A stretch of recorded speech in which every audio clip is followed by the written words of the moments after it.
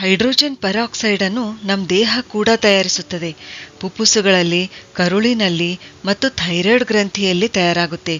ಇದು ನಮ್ಮ ದೇಹದ ಜೀವಕೋಶಗಳನ್ನು ಹೆಲ್ದಿಯಾಗಿಡುತ್ತದೆ ಮತ್ತು ನಮ್ಮ ದೇಹವನ್ನು ಸೂಪರ್ ಆಕ್ಸೈಡ್ನಂತಹ ಹಾನಿಕಾರಕ ರಾಸಾಯನಿಕಗಳಿಂದ ರಕ್ಷಿಸುತ್ತದೆ.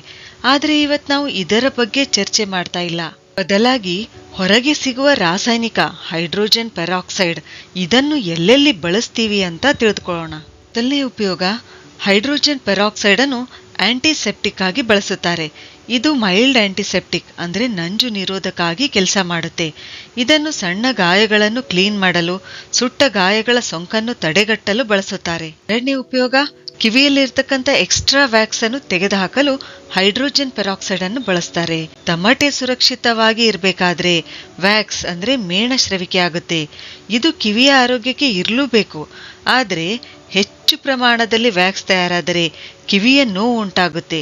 ಇಂಥ ಸಮಯದಲ್ಲಿ ಡ್ರಾಪರ್ ಸಹಾಯದಿಂದ 3 ರಿಂದ 4 ಹನಿ ಹೈಡ್ರೋಜನ್ ಪೆರಾಕ್ಸೈಡ್ ಹಾಕಿದಾಗ ವ್ಯಾಕ್ಸ್ ಮೃದುವಾಗುತ್ತದೆ, ಹೊರ ತೆಗೆಯಲು ಸರಳವಾಗುತ್ತೆ. ಇಲ್ಲಿ ನೆನ್ಪಿಡಬೇಕು, ಹೈಡ್ರೋಜನ್ ಪೆರಾಕ್ಸೈಡು ಕಿವಿಯಲ್ಲಿ ಹೆಚ್ಚು ವ್ಯಾಕ್ಸ್ ಇದ್ರೆ ಮಾತ್ರ ಬಳಸಬೇಕು.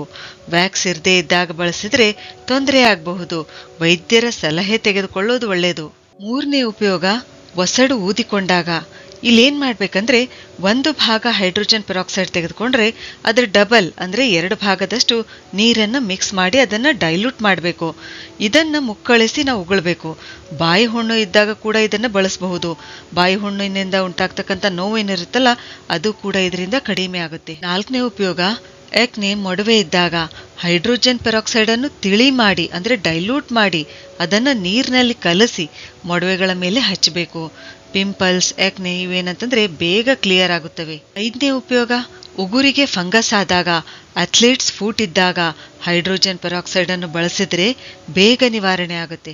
6ನೇ ಉಪಯೋಗ ಏನಂತಂದ್ರೆ ಬಟ್ಟೆ ಮೇಲೆ ಕಲೆ ಇದ್ದಾಗ ಅದನ್ನು ಸ್ವಚ್ಛ ಮಾಡಲು ಹೈಡ್ರೋಜನ್ ಪೆರಾಕ್ಸೈಡ್ ಅನ್ನು ಬಳಸುತ್ತಾರೆ. ಹೈಡ್ರೋಜನ್ ಪೆರಾಕ್ಸೈಡ್ ಬಳಸಿ ಬಟ್ಟೆ ಕ್ಲೀನ್ ಮಾಡಿರ್ತಕ್ಕಂಥ ನೀರೇನು ಉಳಿದಿರುತ್ತಲ್ಲ ಅದನ್ನು ಹಾಗೆ ಎಸೆಯದೆ ಅದನ್ನು ನಾವು ಗಿಡಗಳಿಗೆ ಹಾಕಿದ್ರೆ ಗಿಡಗಳು ಕೂಡ ಚೆನ್ನಾಗಿ ಬೆಳೆಯುತ್ತವೆ. ನರುಲಿ, ಇವು ಕುತ್ತಿಗೆ ಮೇಲೆ ಸಾಮಾನ್ಯವಾಗಿ ಕಾಣಿಸಿಕೊಳ್ಳುತ್ತವೆ. ಹೈಡ್ರೋಜನ್ ಪೆರಾಕ್ಸೈಡ್ ಆಧಾರಿತ ಔಷಧ ಇವುಗಳನ್ನು ತೆಗೆದುಹಾಕಲು ಸಹಾಯ ಮಾಡುತ್ತೆ. ಆದರೆ ನೆನ್ಪಿಡಬೇಕು, ನಾವು ಬಳಸುವ ಹೈಡ್ರೋಜನ್ ಪೆರಾಕ್ಸೈಡ್ ಸೊಲ್ಯೂಷನ್ ಇದು 3% ರಿಂದ 6% ಮಾತ್ರ ಕಾನ್ಸಂಟ್ರೇಟೆಡ್ ಇರಬೇಕು ಮತ್ತು ಸೂರ್ಯನ ಬೆಳಕು ಬೀಳದ ಸ್ಥಳದಲ್ಲಿ ಇಡಬೇಕು. ಹೈಡ್ರೋಜನ್ ಪೆರಾಕ್ಸೈಡ್ನ ಹೆಚ್ಚು ಕಾನ್ಸಂಟ್ರೇಟೆಡ್ ದ್ರಾವಣ ಕಾರ್ಖಾನೆಗಳಲ್ಲಿ ಮತ್ತು ರಾಕೆಟ್ ಲಾಂಚಿಂಗ್ ನಲ್ಲಿ ಬಳಸುತ್ತಾರೆ. ಸರಿ, ಹಾಗಾದ್ರೆ ಮುಂದಿನ ವಿಡಿಯೋದಲ್ಲಿ ಮತ್ತೊಂದು ಉಪಯುಕ್ತವಾದ ಮಾಹಿತಿಯೊಂದಿಗೆ ಭೇಟಿಯಾಗೋಣ. ಧನ್ಯವಾದಗಳು.